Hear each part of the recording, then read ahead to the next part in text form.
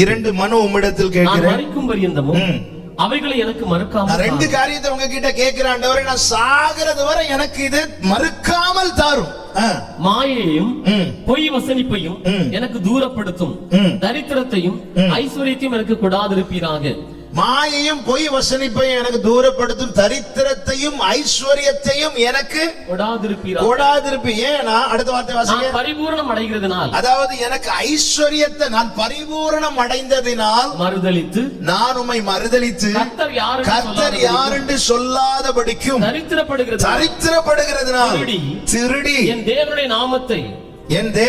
நாமத்தை வீணிலே வழங்காதபடிக்கும் என் படியை எனக்கு அளந்து என்னை போஷித்தருளும். அப்போ இவருக்கு நல்லா தெரியுது, இந்த ரெண்டு லைன்ல போனாலும் நான் அவுட். எனக்கு எல்லாம் பரிபூர்ணனா எல்லாமே நிறைவா கிடைச்சிட்டு. அப்படி இருந்துச்சுன்னா கண்டிப்பா நான் தேவன் யாருன்னு கேட்கறதுக்கு வாய்ப்பு இருக்கிறது. தரித்திரனா ஒண்ணு இல்லைன்னா கண்டிப்பா யாரையாவது ஏமாற்றிதான் ஆகணுங்கிற நிலைமைக்கு நான் போறதுக்கு வாய்ப்பு இருக்கிறது. அவன் தன் நிலை அறிந்ததுனால அவன் சரியான ஜெபத்தை ஏறெடுக்கிறான். அந்த ஜெபத்தை கர்த்தர் எழுதி வைத்திருக்கிறார் பைபிள்ல. கேட்கிறோம் ஆண்டவர்கிட்ட, ஓகே, சரியானதை கேட்கிறோமா? சாலமோனை பாத்தீங்களா? ஆண்டவரே எனக்கு ஞானமுள்ள இருதயத்தை தாரோன்னா அவனுக்கு தெரியுது எனக்கு இப்போ இருக்கிற இருதயத்துல என்ன இல்லை, ஞானம். ஏன்னா போக்குவரவு அறியாதவன்னா ஒருத்தன் என்கிட்ட எதுக்கு வாரான் எதுக்கு போறானே தெரியாது. ஒரு ராஜானா அநேகர் வந்து போவாங்க, எதுக்கு வராங்க எதுக்கு போறாங்க எதுவுமே தெரியாது. ஆமா, நம்முடைய எல்லாமையை நம்ம சொல்லணும், புரிந்து கொள்ளணும், நம்முடைய நிலையை புரிந்து கொள்ளணும். ஓகே, இன்னைக்கு நான் தேவ சமூகத்துல இருக்கு. ஓகே, இன்னைக்கு இப்ப நான் உங்ககிட்ட ஒரு கேள்வி. இப்போ நீங்க தேவ சமூகத்துல இப்படி வந்திருக்க ரீசன், இதுக்கு பின்னாடி ஒரு ரீசன் இருக்குல்ல, அது என்ன?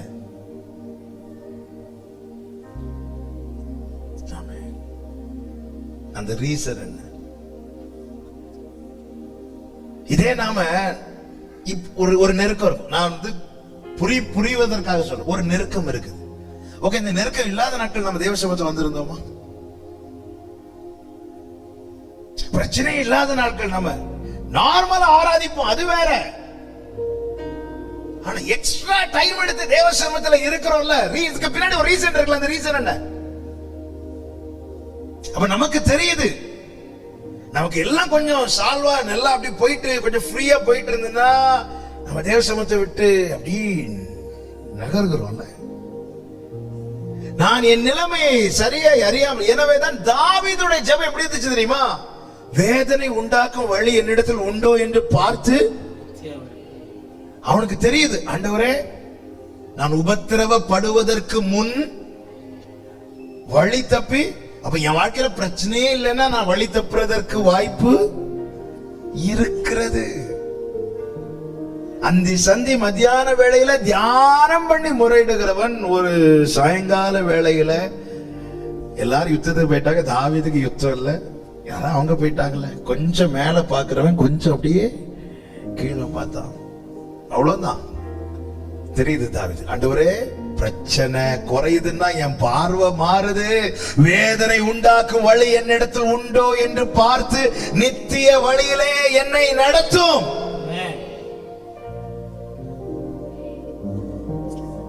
நாம் நம்முடைய நிலை அறியாமல் நமக்காக நம்ம ஜெபிக்கவே முடியாது.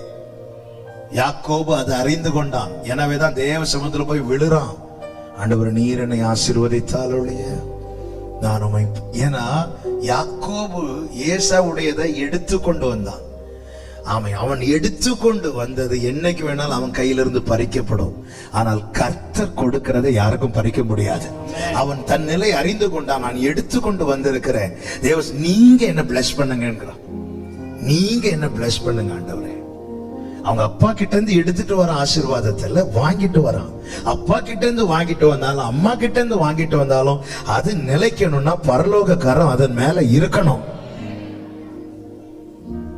ஆமே, தாவீதின் ஸ்தானத்துல சாலமோன் இருந்தாலும் நிலைக்கணும்னா பரலோக கரம் அதுல இருக்கணும். இல்லைன்னா நிக்க முடியாது, நிலைக்க முடியாது. நீங்க என்ன பிளஸ் தன் நிலை அறிகிறான். இந்த இரவை விட்டா நாளைக்கு எப்படி தெரியாது. நிலை அறிகிறான், நிலைமை அறிந்து தூங்கல, தன் நிலை அறிகிறான், அறிந்து ஜாமண்டா. ஏசா எவ்வளவு பலசாலியா இருந்தாலும் கொஞ்சம் கலரை பார்த்து விழுந்துட்டான். இல்ல கூழ் கொஞ்சம் சிவப்பு கலர்ல அப்படி இருக்க பார்த்து விழுந்துட்டான். அவன் அந்த இடத்துல தன் நிலைமை உணரணும். ஓகே, என்னோட வீக்னஸ் இது, என்னோட வீக்னஸ் இது. அவன் உணரல, அவன் அற்பமா எண்ணினான். நாம் நம்முடைய வீக்னஸ் உணராம, நம் நிலையை அறியாமல் நம்மால் சரியாய் ஜெபிக்கவே முடியாது. என் விண்ணப்பம் அவர் கண்ணுக்கு முன்னாடி வரணும். அவருடைய பார்வைக்கு அது உகந்ததா இருந்தது. ஆண்டவர்கிட்ட அப்படிதான் ஜெபம் பண்ணணும்.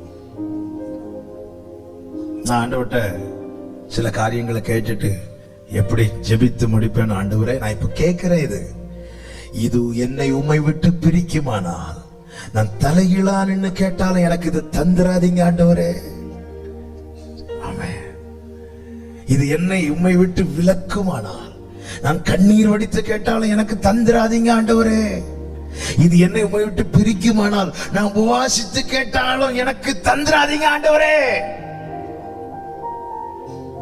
நம்முடைய வாழ்க்கையில நாம இன்னைக்கு நிக்க காரணம் நம்ம கேட்ட எல்லாம் அவர் தராததினால. சரியானதை கேட்கணும், சரியானதை கேட்கணும். நாம் நம்மை பார்க்கணும், நாம் நம்மை பார்க்கணும்.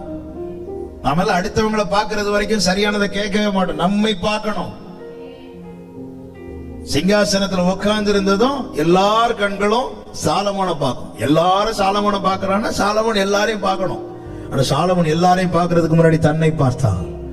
தன் இல்லாமையை சரி செய்ததும் தேசத்தின் இல்லாமை விலகிச்சு, அந்த குடும்பத்தின் இல்லாமை விலகிச்சு, அந்த பட்டணத்தின் இல்லாமை விலகிச்சு, சபையின் இல்லாமை விலகிச்சு. ஹல்லேலூயா, ஆமென். கர்த்தர் எங்கும் சமாதானத்தை கட்டளையிட காரணம் என்ன தெரியுமா? அவன் கேட்டது அவனுக்கு கொடுக்கப்பட்டது. ஆமென், ஹல்லேலூயா. அவன் ஒப்புவிக்கிறான். அதாங்க ஒப்புவிக்கிறதுன்னா, என் இயலாமையை நான் அறிந்து இதை மாற்றுகிற ஒரு இடத்துல நான் என்னை ஒப்பு கொடுக்கிறது. நீங்க தாங்கப்பா, நீங்க தாங்கப்பா, நீங்க நடத்துங்கப்பா.